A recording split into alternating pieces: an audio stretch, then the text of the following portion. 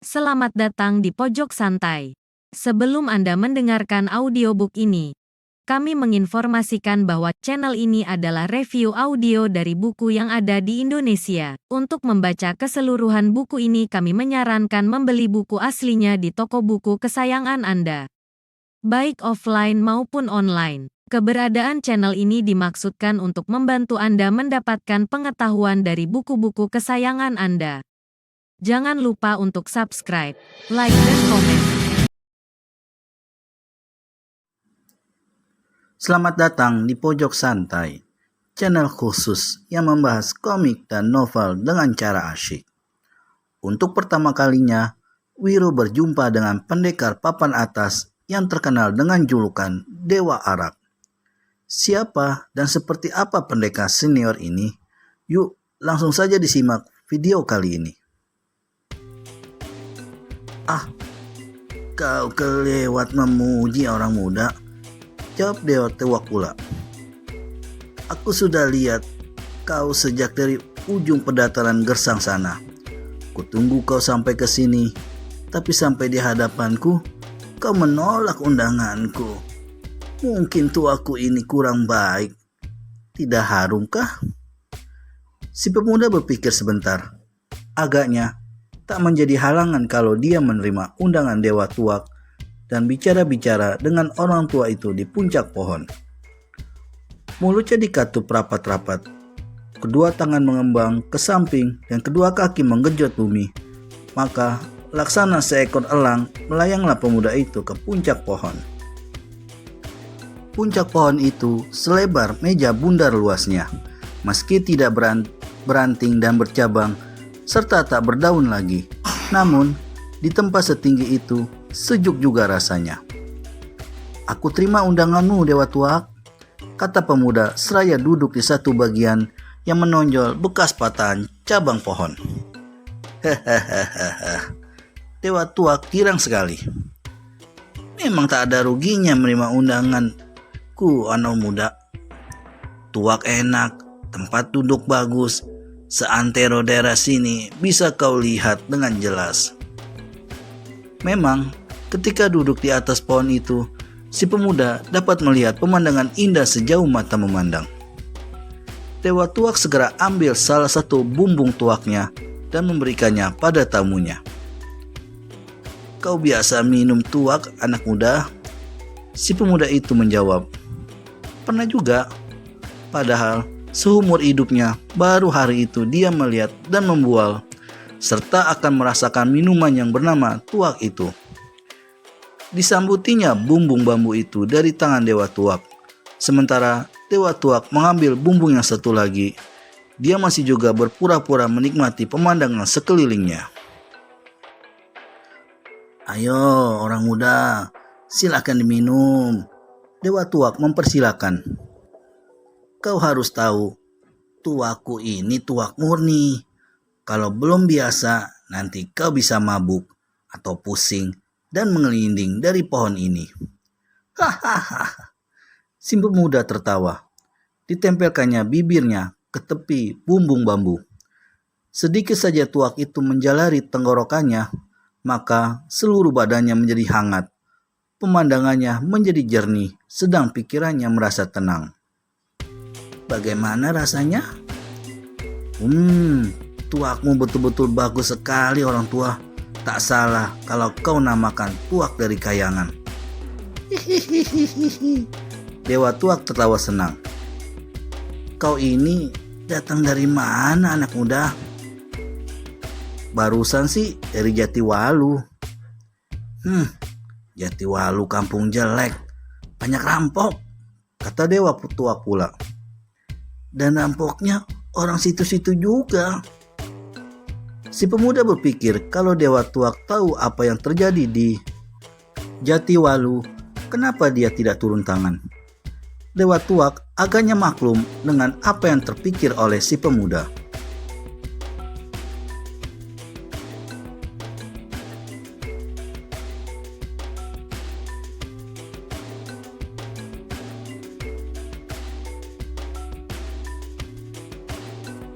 Lantas dia berkata, "Aku malas dan bosan dengan urusan-urusan tengik macam begituan.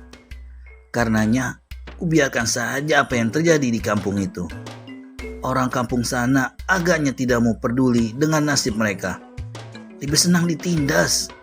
Nanti keadaan di sana akan baik dengan sendirinya." Dewa Tuak meneguk tuaknya kembali. Setelah diam beberapa lamanya, bertanyalah si pemuda, "Dewa Tuak, apakah pohon besar ini tempat kediamanmu?" Kenapa kau tanya begitu?" "Karena kalau betul berarti aku yang muda telah turun tangan semena-mena membuat pohon ini jadi gundul begini. Dan aku harus haturkan maaf kepadamu." Dewa Tuak tertawa mengekeh sampai tuaknya berlelehan di tepi mulut. "Aku senang pada pemuda macammu. Tak percuma 1 tahun aku duduk di sini menunggu. Kau cocok buat jodoh muridku." Dewa Tuak meneguk tuaknya lagi, tapi sambil meneguk matanya melirik pada si pemuda. Akan tetapi, si pemuda tentu saja kagetnya tiada terkira mendengar ucapan Dewa Tuak itu. Mukanya merah karena jengah. Rupanya dunia ini terlalu banyak manusia-manusia aneh, pikirnya. Diteguknya sedikit lagi tuak harum dalam bumbung. Kemudian bumbung bambu itu diserahkannya kepada pemiliknya kembali. Dahagaku sudah lepas, Dewa Tuak. Tuakmu enak sekali. Aku ucapkan terima kasih dan sekarang aku minta diri untuk meneruskan perjalanan."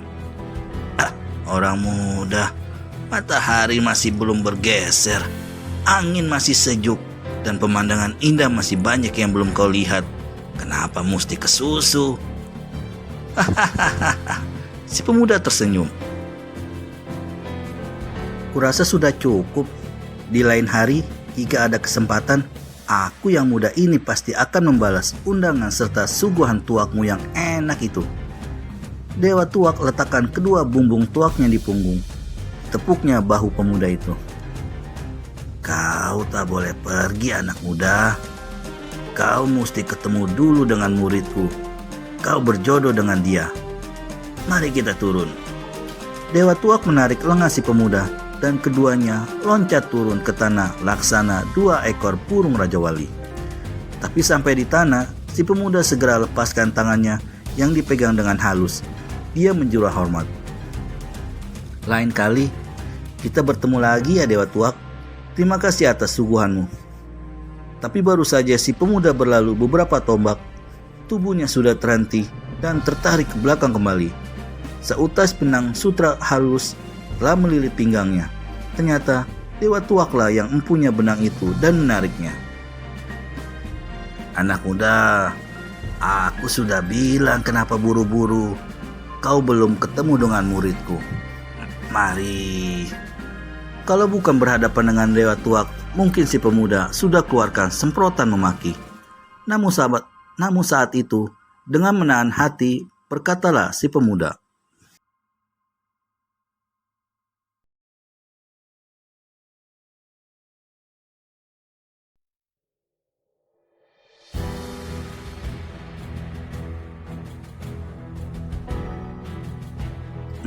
"Dewa Tuak, kita kan baru saja berkenalan hari ini.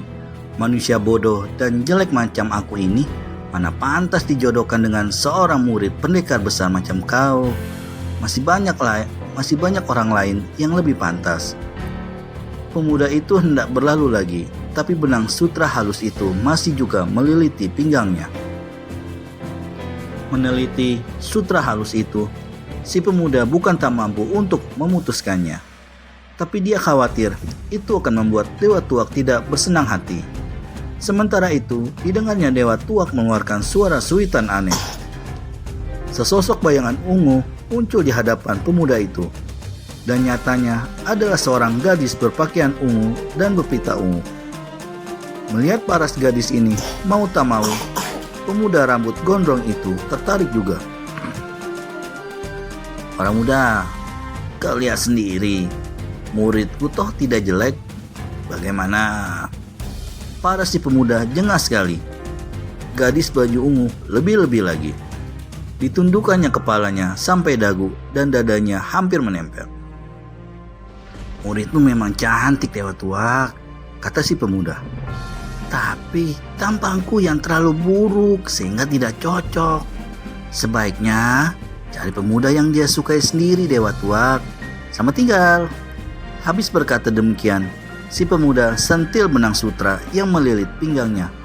Benang itu putus. "Pemuda geblek, dikasih perawan malah kabur," maki Dewa Tuak. Dia berseru, "Hei pemuda, tunggu dulu. Kau masih belum terangkan nama." Orang tua ini keluarkan segulung tali rotan dan dilemparkannya ke arah pinggang pemuda yang tengah larikan diri.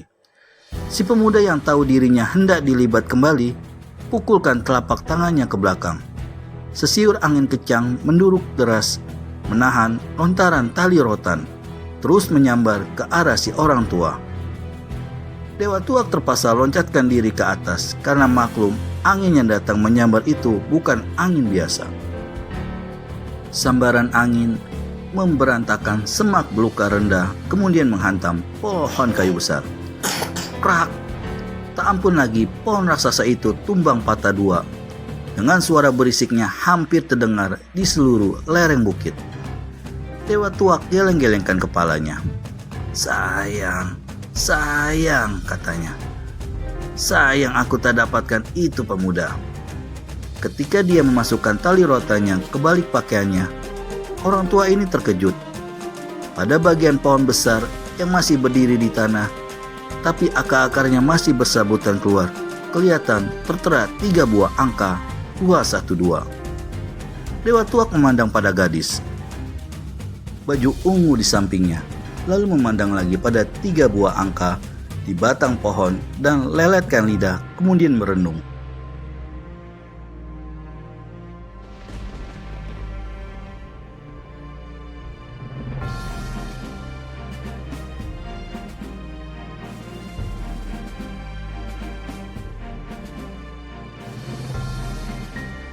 Tiga deretan angka itu telah menggemparkan dunia persilatan pada 20 tahun yang lalu.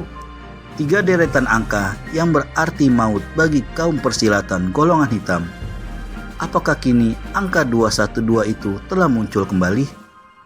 Dunia persilatan pasti akan gempar seperti masa 20 tahun yang lalu. Tapi yang menjadi tanda tanya besar di kepala Dewa Tuak saat itu, siapa adanya pemuda gagah tadi? Apakah dia muridnya Eyang Sintu Gendeng? Kalau betul, berarti munculnya kembali seorang tokoh gagah dengan gelar Pendekar Kapak Maut Nagagini 212. Dewa Tuak palingkan kepala pada anak muridnya. "Anggini, kau telah lihat kehebatan pemuda itu. Kau mesti cari dia, kejar dia, mesti dapat. Kalau tidak, jangan kembali ke pertapaan." "Tapi guru..." "Tidak ada tapi-tapian, Anggini. Kejar pemuda itu. Kau dengan jalan apapun mesti bisa ambil dia jadi kawan hidupmu, karena dia akan menguasai dunia persilatan dalam waktu yang singkat." Anggini, si gadis baju ungu berdiri termangu. "Tunggu apa lagi?" tanya gurunya. Gadis ini tak bisa berkata apa-apa lagi, melainkan segera meninggalkan tempat itu ke jurusan lenyapnya si pemuda yang telah menerahkan angka 212 pada batang pohon. Bisakah Anggini, sang murid Dewa Tuak, mengejar Wiro, pemuda yang membuatnya jatuh cinta? Temukan jawabannya di video selanjutnya hanya di channel Pojok Santai. Segera subscribe dan tekan tombol lonceng untuk mendapat notifikasi video terbaru dari kami. Terima kasih dan sampai bertemu kembali.